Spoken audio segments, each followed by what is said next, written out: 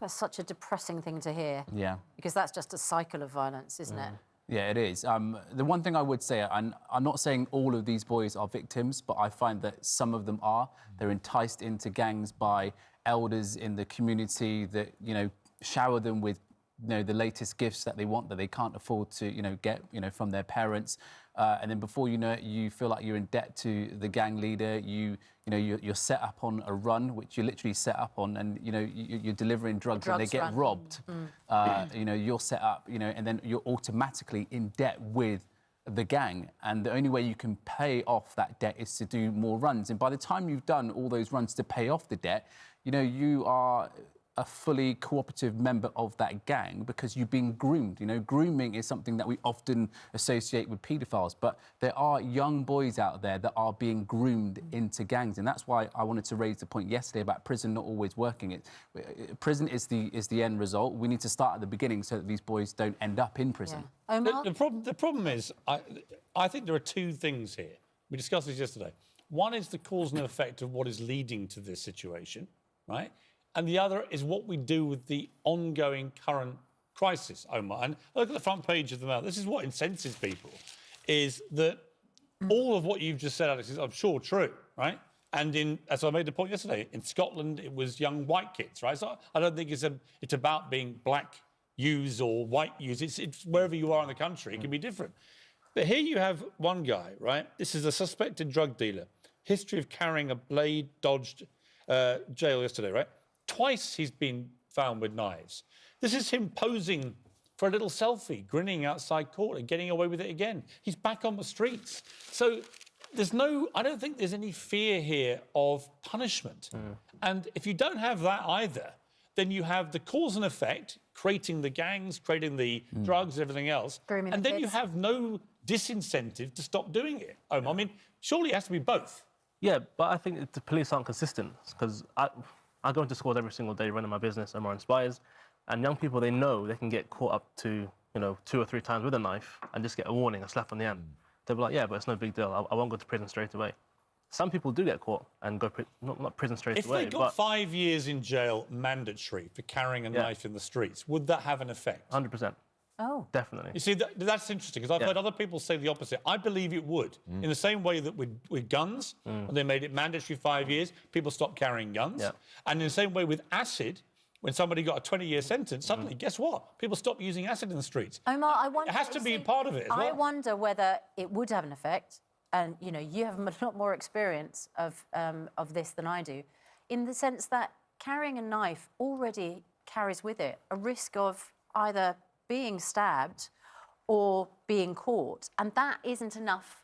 If being killed Susanna, isn't a deterrent, this is what happens to them when why they're caught with would a a knife? 5-year sentence be a deterrent? I wonder whether these young people actually think through the consequences They don't. I don't when think they they put do. a knife in their They pocket. don't. Yeah. They don't. They also look at this and go, oh, well, that's all right then. Get caught with a knife twice, you walk the streets. There's no respect for life. There's no respect for their own lives. They haven't been taught respect.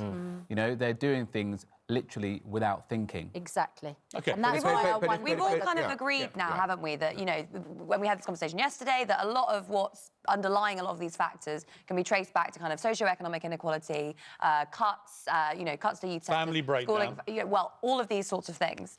And so I think it's, and then we say, oh, yeah, that's all fine, but let's talk about, stop and search, because that's what we want to talk about, because it's, it's easy to kind of moralise and it makes us feel good. Actually, what we need to be doing, fine, if we were able to enact, it exactly. feels like a good solution. If we're able to, actually do a lot to tackle those underlying issues, to reduce inequality, to kind of find mentors for these young people, to put lots of money back in our services, and then we see these numbers continuing, then, we obviously need to rethink how we're... Grace, but here's what I would say to that. I agree with you, right? I totally agree, and I think we all would agree with that. But I remember when football hooliganism, for example, was a massive problem in the 80s.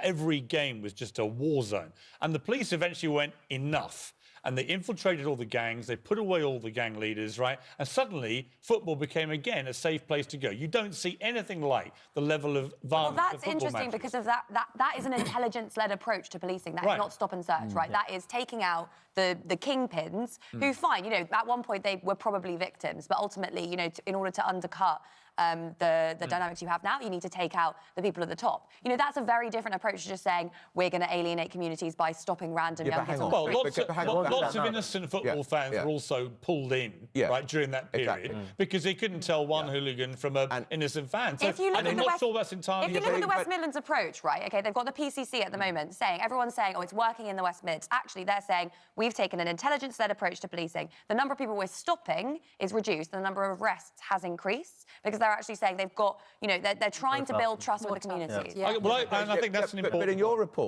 your report about what's happening in Birmingham, 1 in 13 they're stopping has been caught with a knife because they've increased stop and search. It's a because crude, they're doing it from an intelligence-led approach. It's a crude weapon, but it's one I think that's got to be used because while it's true there are all these problems about long-term deprivation, you can't solve that overnight. But we've got a knife crime crisis right now, and we've got to sort that, I think, by extending stop and search. Often, Alex, with these things, the communities themselves, which are, in the case of London, for example, most of the victims are young black boys, youths, and most of the attackers are young black boys, right? So there's a particular issue, it appears, in London, completely opposite in Glasgow, for example, where it was mainly white. So when you have a situation like that, I sort of believe it can only really come from within the community. I think that the community also need to step up. We need to help ourselves because it's quite apparent that over the last 10, 20 years, the government isn't doing enough. Policing and the relationship with the community isn't great. So I think it is time that we had to take a look at ourselves and actually help ourselves as well. I remember when I was a kid, you couldn't really get in trouble that much because there were elders in the community. I know your grandmother. And so it was all that kind of stuff. But the other difference, but that's not there anymore. And there's a lack of respect between kids and parents and adults. Okay, but how much of this is also drug-related? I think a lot. And I'll tell you why. In the villages where I grew up in East Sussex, there were never any drugs when I was a kid. You wouldn't go in a local pub and see people doing lines of coke and Maloos over that. Now it's everywhere. And that's just East Sussex villages, right? So God knows what it's like. Which is a predominantly middle-class white issue. Well, it is. That's what I mean. I don't think it's a black-white thing. And it's a middle-class white issue, which is feeding off. I agree. And President Dick made that very point, that the middle-class white people pontificating about this, if they're all taking cocaine every weekend. Why don't we do more stop and search of middle-class white people? And why don't we increase the penalties for middle-class white people? Everyone's part of the food chain. Everyone's part of the food chain, literally. And you get what some of these whites say, but I don't buy my drugs from these boys. Mine are decent drugs. Exactly, but it all starts there, doesn't it? So my point, Andrew, I don't know where you grew up. Where did you grow up when you were... Swindon, Council Estate. There were no drugs. And I bet, I just don't remember seeing anything like this when I was a young teenager, right? Back in the 70s, right? Yeah. Now it's everywhere. It's everywhere. And I really think that it all comes back to that the gangs are operating mainly around drugs. Right? I disagree with you. The gang leaders. I think that there are lots of gangs that aren't drug-related. It's more about territories and stripes and getting your badges and identity. And also about who owns the roads. These boys, they're literally imprisoning themselves. I call them invisible prison walls because they don't leave their postcode. And when you think about the long-term effects of being in a gang, imprisoning yourself, the mental health issues that I've seen it go through, but obviously in the black community, mental health, it can be quite taboo. We don't like to, admit weakness. admit Omar, weakness. But you work in this area, and as we say, have won awards for it. Is stop and search an answer? Is an increase in police numbers an answer? You've already said that you think an increase in sentences would work, but acknowledge that young people don't necessarily think of the consequences. What actually works best? I'll be honest, so I'm working on something called Dosage, which is a program I'm going to run in colleges and schools and prisons. Now, to hit it on the core, these young people, there are 6 human needs, okay? Contribution is 1, significance is 1, love and connection is 1. They don't have any of this. So when they get in these police chases and they feel that adrenaline endorphin rush, that's a human need. We need that. But they're taking it from an alternative area. Love and connection. Broken families, they don't have that. Where do they find it? In a gang. So stop looking at police, stop looking at government. Look at what that young person needs. Schools need to change the curriculum and start teaching people how to live life outside of school rather than trying to teach them Pythagoras' theorem.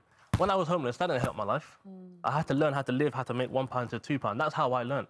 We live in a great city with opportunities, but I was denied 50 jobs. Why? I didn't have any experience. What did I do? Got involved with gangs. So help these young people. Let someone be their first experience. So find the mentors. Yeah. Grace.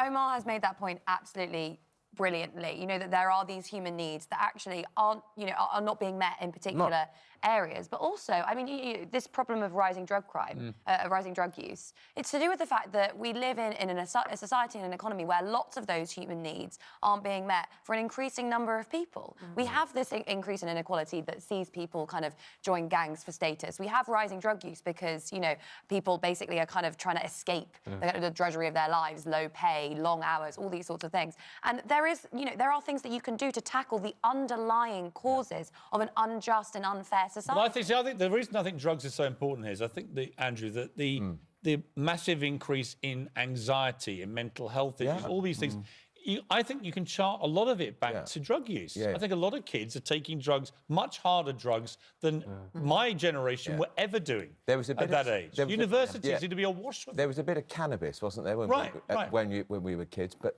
I'd never heard of people taking cocaine. But there's now an argument, of course. Have we got it wrong about drugs? Should we now be thinking about decriminalising it? Because the illegal drugs trade, which is fueling the gangs, if you take the criminality out of it... well, in California, right, so I've just been there for 3 weeks. California obviously has legalised cannabis, right? And there you have a situation where the prisons are massively overpopulated with a lot of African Americans in particular who were done on the 3 strikes and you're out rule, where they would be found with a tiny bit of cannabis. If that was their third offence, 25 years mandatory in prison, filling all the prisons. So by decriminalising it, it's very interesting, the change in atmosphere around California.